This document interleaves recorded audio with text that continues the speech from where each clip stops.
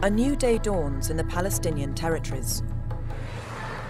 Decades of conflict in the West Bank and Gaza have left political and social scars. Until recently, tackling corruption was not a top priority. There were other concerns that seemed more pressing.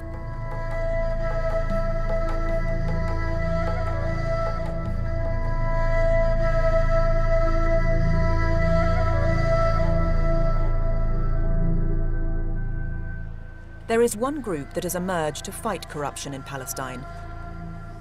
Founded by prominent politicians and NGO activists, accountability and government transparency are central to their agenda. For 10 years, when I started to speak about transparency, it was something that the people didn't understand. What does this mean? Transparency, accountability. Even at that time, Yasser Arafat asked me, what's the meaning of accountability? You are bringing some values and ideas from the West. One argument was, you're under occupation. Why are you challenging your own people? And we said that's precisely because we've lived under oppression, we've lived under occupation, we're setting up our own institutions, our own system of governance. We owe it to ourselves to build the best possible system where we would feel responsible enough and brave enough to challenge in peaceful ways our own leadership. In a sense, we felt it was doing people the cause, the justice that it deserved, and at the same time starting the nation-building process on a proper footing. The pressure group Amman was formed, one of many independent groups around the world that are now part of the Transparency International Network. The aim is to eradicate corruption from top to bottom, pressure at the top and action at the bottom. In encouraging ordinary people to speak out about corruption, the Advocacy and Legal Advice Centre was born. He was an employee in a factory, and he's already been to the union, so he has union rights. Within a year, the new centre received nearly 1,000 complaints and inquiries.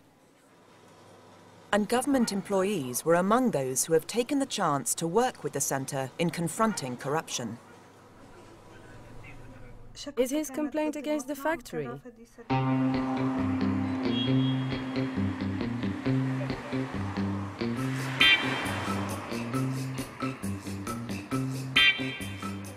One of the first to call the new centre was Mohammed Halak. All this driving round I do, I'm looking to catch the cars being misused. And I also check that they are parked at the government offices. Mohammed is an official in the Ministry of Transport. He was becoming dismayed by the widespread use of government cars for private purposes. And every car I see parked where it should be, I consider it a big achievement. I know them all, like my children.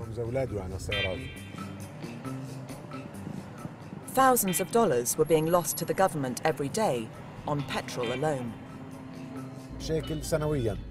It's about the cost of the ministry to the community. It could go to poor families. Schools need improvements. Hospitals need equipping.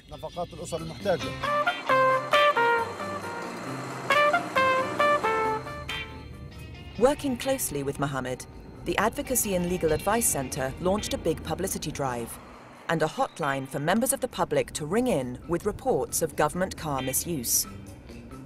With radio announcements and billboards in the streets, thousands took the opportunity to phone in, many taking pictures on their phones of offending motorists.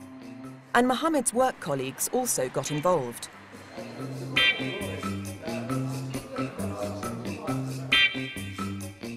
He runs a busy office. They're responsible for managing over 7,000 government cars. He's inspired his fellow workers, and they all support the work of the Advocacy and Legal Advice Centre.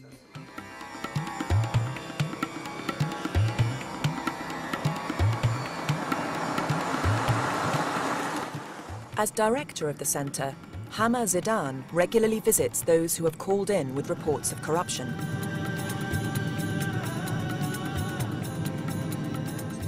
But she's well aware this work is not supported by everyone.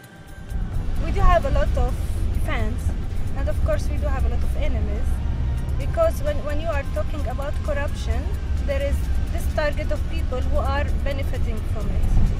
So we did have some problems when we were working on the misuse of public vehicles. We did face a lot of problems with people who will lose the cars that they are using. But in the other side, most of the Palestinians, the normal citizens, they were really happy with that. And they were cooperating all the time, reporting about misuse of cars. So we do have those and those, both sides, enemies and friends. But I do believe that our friends are much more than our enemies.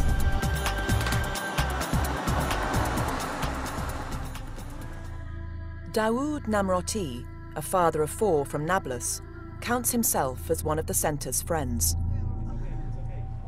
It was an incident of corrupt police practice that led him to turn to Hama for help. There is a person who arrested my sons and took them to the police station. In Nablus. The police station, they were shot. The young men survived, but they were both left permanently disabled. The policeman responsible walked free. This is the family shop from where Dawood's sons were taken after an argument. They can't work here anymore. It's now unused and in disrepair. The perpetrator was sentenced to 5.5 years, but he had friends in the security forces, and the court decision wasn't implemented. After the judgment was given, the man escaped justice. He was sentenced to 5.5 years. Then I would see him on the street. I'd be fuming.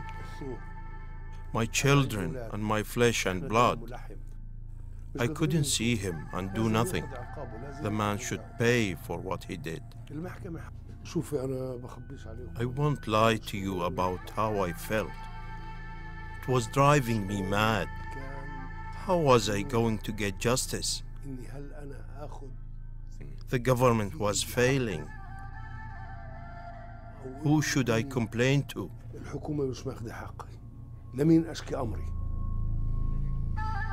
Dawood tried all the official channels he could in his efforts to get the sentence of the court upheld, but all was to no avail.